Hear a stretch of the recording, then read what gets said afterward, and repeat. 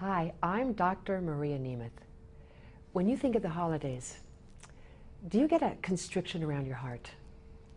Do you start worrying about, all the things that you have to do, all the money you're going to spend, everything that you have to get done for the season? Do you worry that you're going to wake up on January 2nd with a holiday spending hangover? Well, if you think that, you're not alone. As a matter of fact, this series is devoted to having you have the tools that you can use to have the best holiday season ever. Now, in this three-part series, we are going to show you to have the best holiday ever. And we're going to do it by looking at three different things. First, about creating your vision for the holidays. Yes, you can actually plan for how you want your holidays to turn out. Second, we're going to look at all the obstacles that might get in the way of you having the holiday of your dreams, including, take a deep breath, overspending. And number three, we're going to give you some solutions that you can put into place right now to capture the holiday that you've always wanted to have. So let's go on to number one first. You've probably heard people talk about starting with the end in mind. This is what they mean. People who are very successful in life look at what they want to achieve at the end of a project, or a plan, or in this case, your holiday experience. When we're talking about this, we're looking at what vision you have for the holiday. Now you might say, well, what do I mean by vision? Here's a secret. Think for yourself. When you remember the holidays, do you remember the exact gifts that were given to you? Now, except for maybe some big ones like a huge diamond ring or whatever, for the most part, we don't remember the gifts that were given. We remember the experiences we had, like the times that we had a dinner with family and maybe it was snowing outside. Or after dinner, we stayed up late and we solved jigsaw puzzles together. So I'm going to read some questions to you and take a look at them, see if you want to answer them for yourself, and even better yet, talk to your friends, your family, and your colleagues and coworkers about these questions. Maybe everyone together can create the holiday of their dreams. So here goes.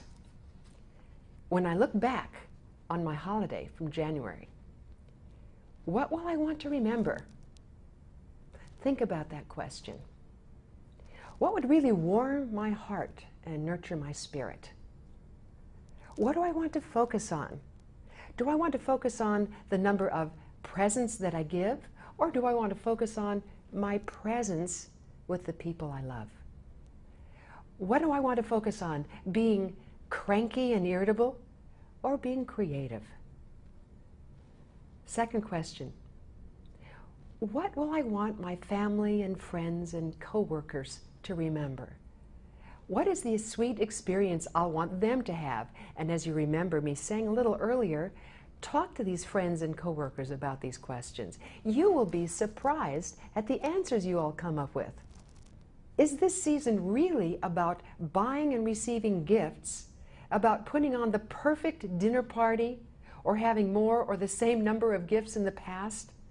Or are there other creative ways to experience the holidays, things that we will remember? Keep looking at this as I read the next question. Am I willing to ask for support this year? Maybe there are certain holiday dinners that I prepare and I think I have to do it all alone. No one can help me. No one can bring a dish. And afterwards, I have to be the one to clean up. Ask yourself the question. Have I had enough of doing it this way? Would it be okay with me to allow people to support me? You know, one of the biggest gifts you can give another human being is to allow them to support you. I remember one woman who gives very successful parties, and she said, Marie, one of the secrets to this is that when my guests first arrived, the early ones who come early and are kind of wandering around for something to do or someone to talk to, I always give them something to help me prepare. Whether it's putting the last finishing touches on a dish, whatever it is, immediately I bring them into the spirit of the action. They have a sense that they're supporting me and that they're making a difference. It relaxes them immediately. So think about these questions.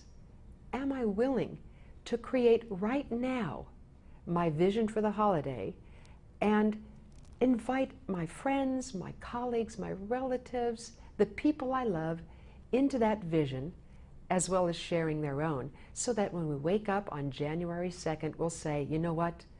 This was the best holiday ever.